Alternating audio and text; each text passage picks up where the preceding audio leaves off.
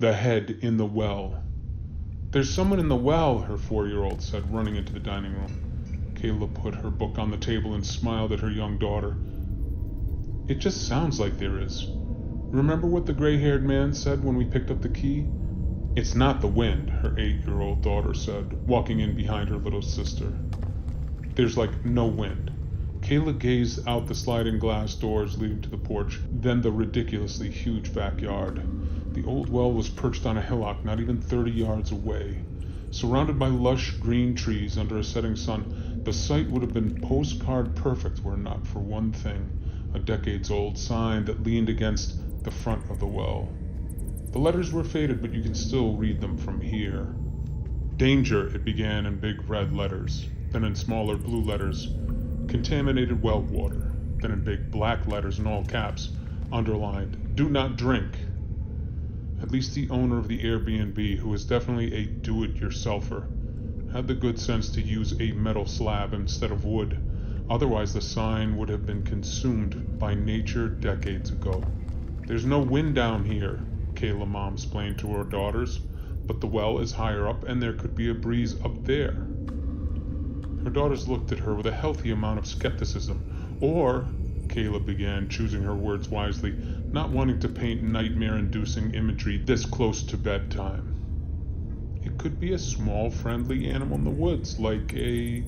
Her mind conjured the least threatening woodland creature it could on such short notice. "Like a chipmunk." "It said, 'Hey,'" her youngest whispered theatrically. "No," the older one said. "It sounded like hey, but it was gargly. Like someone was trying to talk with water in their mouth." "Hey," she said, trying to gargle with the scant amount of saliva in her throat. Kayla shuddered at the sound. My, she managed a weak smile. "What talented children I have. You know what I think? It could have been a gargling otter. They spend most of their lives in the water, you know." The girls laughed at this notion, and they talked about the imaginary habits of gargling otters until it was bedtime. The kids fast asleep, Kayla finished the book she was reading and went outside for a ceremonial cigarette. She was not a smoker, but it was tradition for her to have a smoke when she completed a read. At the rate she read, she wasn't exactly concerned about the impact on her health. She was lucky if she finished half a pack in 1 year. She took a drag off the freshly lit cigarette and inhaled. This little trip had been the perfect idea. A little time away from home during the holiday break, a day trip to a nearby national park, a short hike, a visit to the local museum. And the Airbnb had not just been in the perfect location to see everything, it also provided the perfect setting. The owners of this quaint cottage had retired down south long ago, but they kept it in the same condition in which it had been built. The rustic furniture, the vintage light fixtures, the hardwood floors. She exhaled, blowing the smoke out. Besides keeping the mosquitoes away, the citron candles provided just the right amount of light. She listened to the sounds of the forest at night. Crickets, frogs, a light wind rustling the trees. Then, underneath all this, she suddenly heard, "Hey." She froze and the hairs stood up on the back of her neck. It sounded like the voice's owner had a mouthful of water, just like her daughter said. She didn't move a muscle for a few minutes, then she laughed to herself. Her daughters had gotten into her head. She pictured the gargling otter, took another drag off her cigarette, inhaled, and... She froze again, lungs full of smoke. The voice was louder this time. Not closer, but louder. It had come from just up there on the hillock. Her eyes adjusted to the dark by now. She could make out the well in the dimness. Was it? It couldn't be. The voice really was coming from the well? Then the gargling voice came again, but was able to say what it wanted to say with a little more clarity. Kayla wasn't sure she heard it right, so she waited, focusing on the well. The word came again, in that same gargly voice. "Pale." Earlier today, her daughters had been playing softball. The bat and gloves were piled up at the bottom of the stairs. Kayla grabbed her daughter's bat. It wasn't huge, but light enough to wield and do some well-aimed damage. She tapped her cigarette out on the ground and pocketed the butt. Then she took out her phone and found the flashlight app. Directing the beam at the old well, she began trudging toward it. Hail! She almost dropped the phone and the bat. That voice made her flinch every time. It always sounded closer and clearer than it should. Kayla's eyes darted around the woods, then back over each shoulder. She glanced up at the windows to the room where her daughters slept. The shades were drawn.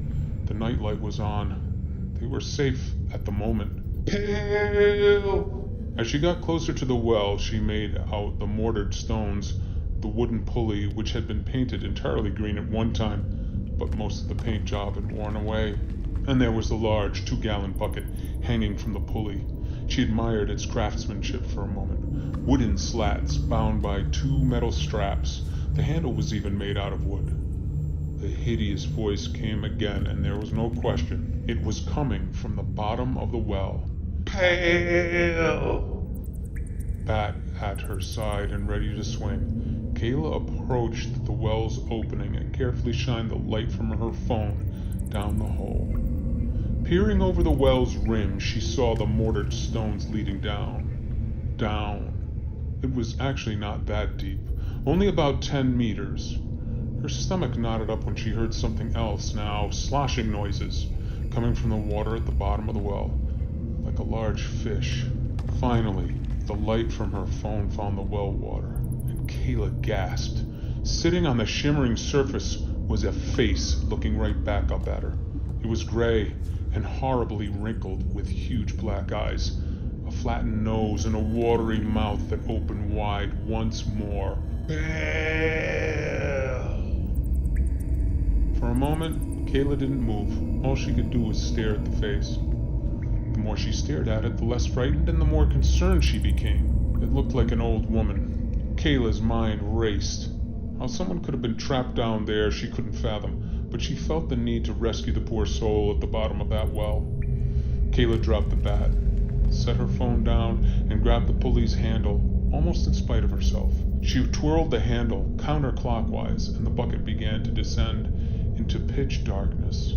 She heard the bucket splash into the water below and felt, from the jostling of the handle, that the bucket was being grabbed. Kayla set herself at the pulley's handle, preparing for the extra weight. "Ready?" she shouted down. "I'm going to pull you up." She began to turn the handle clockwise now, raising the bucket back up. It was lighter than she expected, a lot lighter. She imagined an old woman, hardly bigger than her 8-year-old, clinging to the bucket.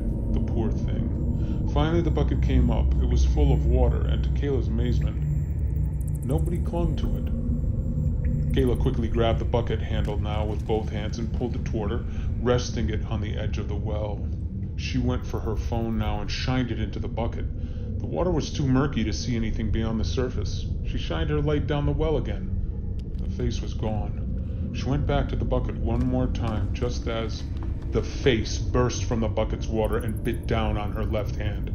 Caught in a spray of her own blood, she gasped in horror and recoiled, flailing backwards onto the ground, the gray, wrinkled face clamped to her hand.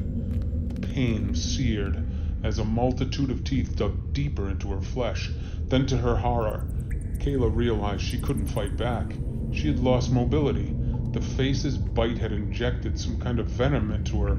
In just a few seconds, she was completely paralyzed, except for her nerve endings, which felt the agony of powerful jaws working sharp, jagged teeth. The jaws unhinged and closed again, devouring her entire hand in one bite, snapping the bone and cartilage, grinding her fingers, her palm, her wrist, dissolving everything with some kind of powerful stomach acid. But how could a lone face even have a stomach?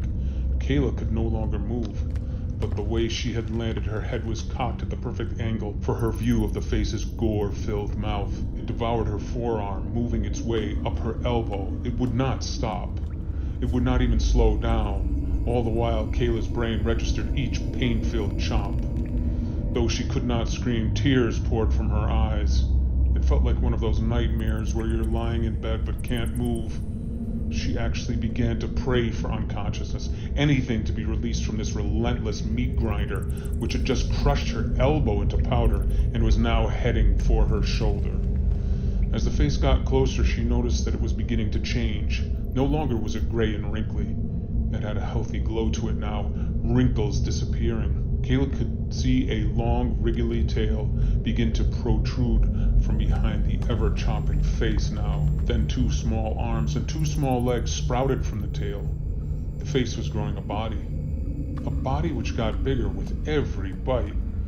Kayla wished she could move her eyes to her children's room to take one last look. She could not.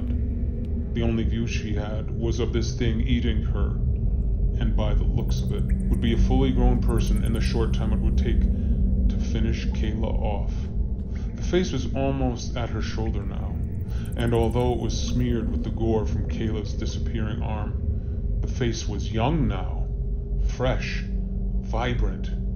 Its eyes stared into Kayla's as it ate most prodigiously, most mercilessly. Kayla suddenly recognized those eyes. They were hers.